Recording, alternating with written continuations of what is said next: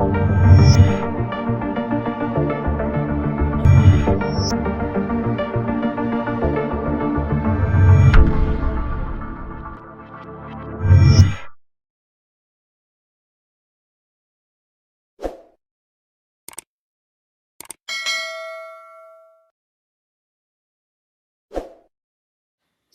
मैं doctor Anil Kumar Jain, associate professor और निदेशक शिक्षा विद्यापीठ वर्धमान महावीर खुला विश्वविद्यालय, एक बार पुनः आपके सम्मुख शिक्षा मनोविज्ञान के विभिन्न प्रकरणों की चर्चा की श्रृंखला में यहाँ उपस्थित हुआ हूँ।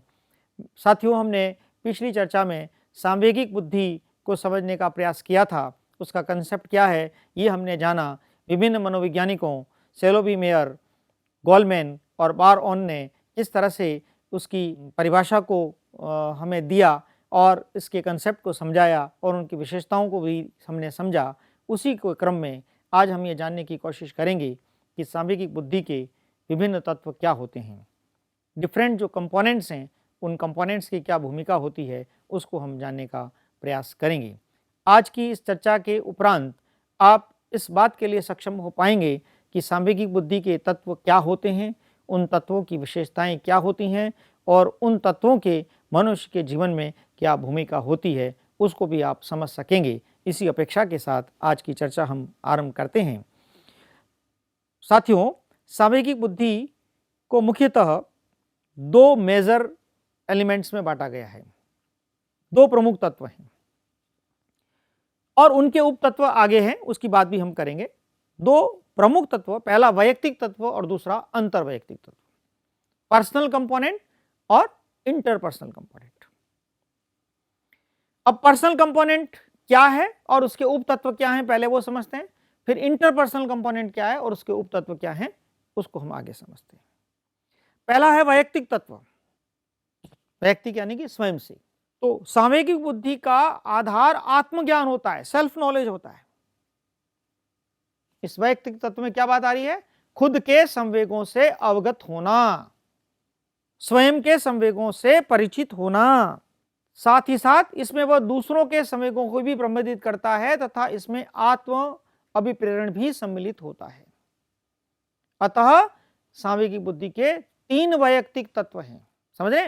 पर्सनल कंपोनेंट के तीन उप तत्व हुए। वो तीन उप तत्व कौन से हुए? इसलिए इसको नाम दिया तीन वैयक्तिक तत्व।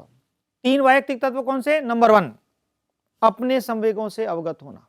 मेरे भीतर क्या संवेग बन रहे हैं, क्या भाव उत्पन्न हो रहे हैं, किस परिस्थिति में उत्पन्न हो रहे हैं, उनको मैं जानूं, खुद से अवगत हूं। यानी कि व्यक्ति अपनी मनोदशा, जिसको अपन साधारण कहते हैं मूड, मेरा मूड ऐसा हो रहा है, अपनी मनोदशा को समझता है, उससे अवगत होता है और उस मनोदशा के बारे में उत्पन्न चिंतन से भी अवगत होता है। जो लोग अपने भीतर बनने वाले उन मनोवेगों, उन मनोदशाओं, उन भावों को मॉनिटर करने में सफल हो जाते हैं, वे उनके वश में नहीं होते। यहां हम यह भी बताना उचित होगा कि अवेयरनेस, आत्मतल्लीनता से यह उत्पन्न नहीं होता, बल्कि इसका तात्पर्य व्यक्ति की उस आंतरिक अवस्था, संवेग एवं चिंतन से होता है जो वो उत्पन्न करता है। उसके भीतर इंटरनल स्टेट जो है, हम कहते हैं मूड ऐसा हो रहा है, मूड नहीं है, उसके अंदर भीतर की जो इंटरनल स्टेट है, उसके भीतर के जो इमोशंस हैं और जो चिंतन है, उससे ये उत्पन्न होता है। तो जो व्यक्ति अपने भावों से अवगत होते हैं, वे सिर्फ इन भावों के आधार पर व्यवहार नहीं करते, बल्कि उससे उत्पन्न चिंतन पर ध्यान देकर व्यवहार करते हैं। एक तो इमोशंस के वशीभूत होकर आपने तुरंत कोई प्रतिक्रिया कर दी, हो सकता है वो गलत हो सकती है, लेकिन अगर आप उन इमोशंस के आधार पर चिंतन करते हुए अपना व्यवहार निर्धारण करते हैं तो बिल्कुल संतुलित व्यवहार होगा। इसलिए ये जो पहला तत्व जो बता रहा है, अपने संवेगों से अवगत होना, उसमें ये बात कहेगी कि संवेगों को जानो और जानकर उसके अनुरूप चिंतन करते हुए व्यवहार का निर्धारण करो। मूल सारांश इसका यह है। दूसरा उपतत्व, अपने संवेगों को प्रबंधित करना। संवेगों को प्रबंधित करने से तात्पर्य यह नहीं होता है कि संवेगों को दबाकर रखा जाए, बल्कि इससे तात्पर्य यह होता है कि उन संवेगों को उचित ढंग से अभिव्यक्त किया जाए और उन्हें नियंत्रण से बाहर न होने दिया जाए। ऐसा नहीं हो कि इमोशंस आया और किसी भी तरीके से किसी पे गुस्सा कर रहे हैं, किसी पे कोई प्रतिक्रिया कर रहे हैं, किसी पे चिड़चिड़ापन कर रहे हैं, ऐसा नहीं। उचित ढंग से अभिव्यक्त किया जाए और नियंत्रण से बाहर न होने दिया जाए। बैलेंस।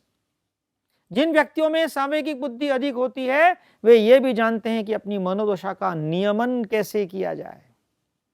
मूड्स को मैं रेगुलराइज कैसे करूं, किस तरह से मूड को अपने अनुरूप, अपने चिंतन के अनुरूप मैं निर्देशित करूं। नियमन करते हुए अपने क्रोध, विषाद आदि से अपनी जिंदगी को प्रभावित नहीं होने देना। बहुत क्रोध आ रहा है, बहुत डिप्रेशन हो रहा है और जिंदगी बिल्कुल खराब होती जा रही है, ऐसा महसूस कर अगर मैं करता हूं तो मेरे पास सामयिक बुद्धि की कमी है। यानी कि उस मनुष्य के पास संवेगों को प्रबंधित करने की कला नहीं है। तो ये पर्सनल कंपोनेंट का दूसरा तत्व हुआ। पहला तत्व कौन सा हुआ? संवेगों को जानना। दूसरा तत्व कौन सा हुआ? संवेगों को प्रबंधित करना। किसके संवेगों को? खुद के संवेगों को, स्वयं के संवेगों को चिंतन के अनुरूप, मनोदशा के अनुरूप यहां पर प्रबंधित करना। तीसरा उपतत्व आत्म अभिप्रेरण, सेल्फ मोटिवेशन। आत्म अभिप्रेरण से तात्पर्य क्या है? आत्म अभिप्रेरण से तात्पर्य ऐसे सामयिक आत्मनियंत्रण से होता है, इमोशनल सेल्फ कंट्रोल से होता है, जो व्यक्ति को आत्म लक्ष्यों की प्राप्ति के लिए प्रयत्नशील रखता है, कुंठित होने पर भी व्यक्ति को कार्यरत रखता है और तात्कालिक तुष्टि के लिए प्रलोभन को रोकने में मदद करता है। कितनी महत्वपूर्ण बात है। परेशानी हो रही है, दर्द हो रहा है, कठिनाई हो रही है, लेकिन फिर भी नियंत्रण करते हुए मनुष्य ये कहे कि अरे इन कठिनाइयों से मैं डरूंगा क्या, इन परेशानियों से मैं डरूंगा क्या, जीवन तो जीना है, आगे तो बढ़ना है। अगर इनको थोड़ी देर के लिए मैं परे रखूं और आगे चलता चला जाऊं तो हो सकता है समाधान मुझे मिल जाए। ये विचार जो मस्तिष्क में आता है, वो विचार क्या है? वो विचार, वो शक्ति है आत्माभिप्रेरण, जो हमें इन कठिनाइयों से दूर करते हुए लक्ष्यों की प्राप्ति के लिए प्रयत्नशील रखती है और कुंठित होते हुए भी व्यक्ति को कार्यरत करने की एक आंतरिक ऊर्जा देती है और टेम्पटेशन के रोकने में मदद करती है। यह है आत्माभिप्रेरण। इन सब का सार तत्व है कि आवेगशील व्यवहार को रोककर, इंपल्सिव बिहेवियर जो हो जाता है ना हमारा, है ना, एकदम क्रोधित होकर और गुस्सा में, हापाधापी में कुछ भी बोल पड़ते हैं, ये जो व्यवहार हो जाता है उसको रोककर, कंट्रोल कर, नियंत्रित करके सभी तरह के सांवेगिक आत्मनियंत्रण को पैदा करता है। ये कह सकते हैं ये रूट है, आधार है, जड़ है। ये तीन तत्व किससे संबंधित हैं? मनुष्य के खुद से। कौन कौन से तत्व? अपने संवेगों को जानना, दूसरा अपने संवेगों को प्रबंधित करना और तीसरा आत्माभिप्रेरण। देखिए, अपने आप पर देखिए, मैं अपने आप पर देखता हूं, आप अपने आप पर देखिए, ये तीनों हम कर पा रहे हैं कि नहीं कर पा रहे हैं?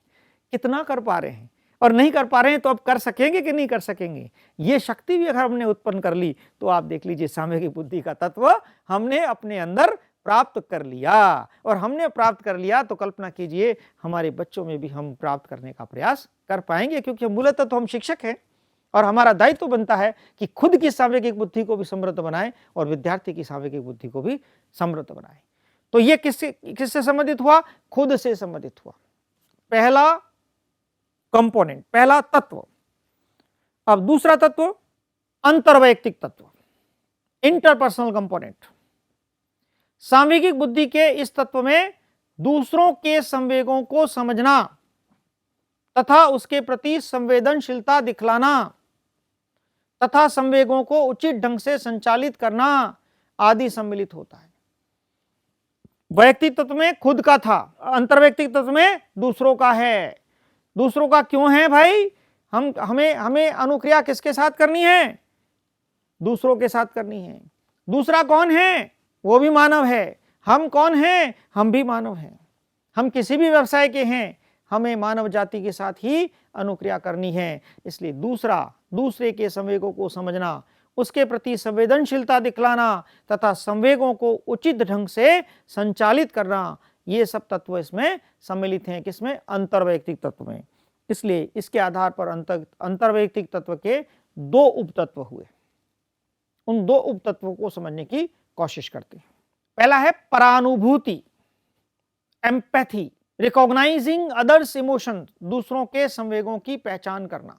इसमें क्या करता है, इसमें व्यक्ति दूसरों के अभिप्रेरण एवं संवेगों को समझता है, वो कितना मोटिवेटेड है, उसके इमोशंस किस तरह से हैं, उनको समझकर उनकी पहचानने की कोशिश करता है।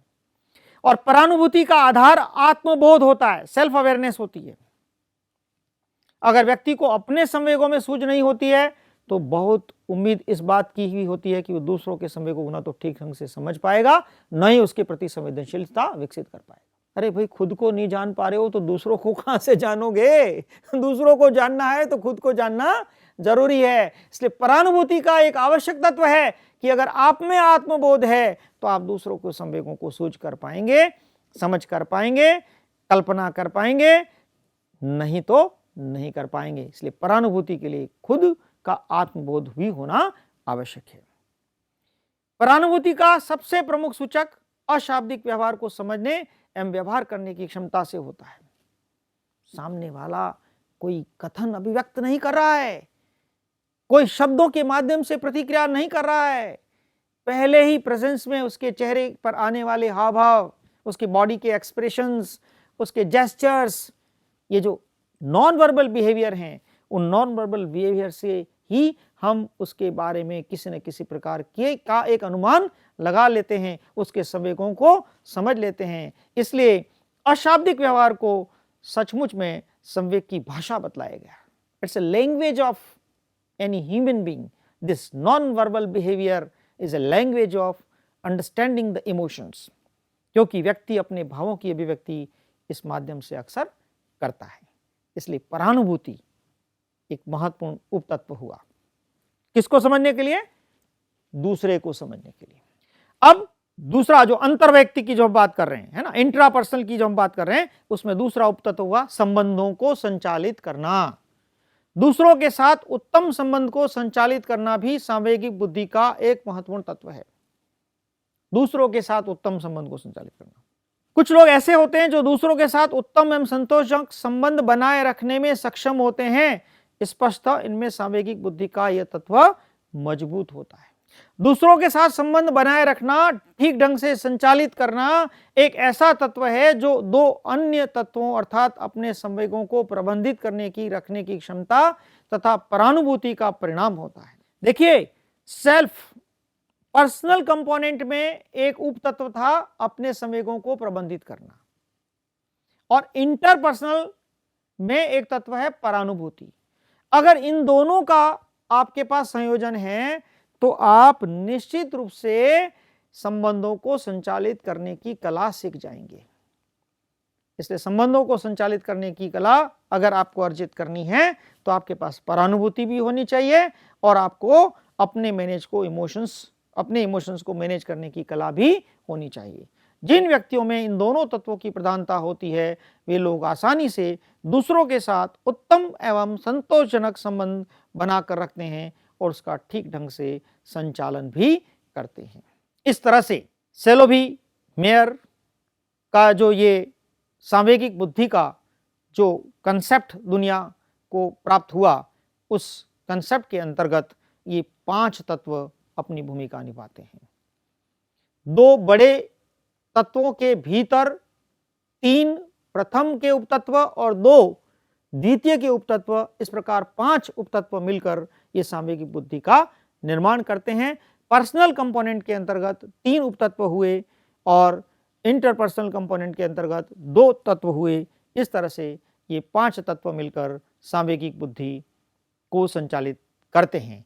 इसलिए सांवेगिक बुद्धि का तत्व ये कहता है कि मनुष्य के भीतर ये क्षमताएं अगर उत्पन्न हो गई तो उन क्षमताओं के माध्यम से वह अपना जीवन यापन सुचारू ढंग से कर पाता है।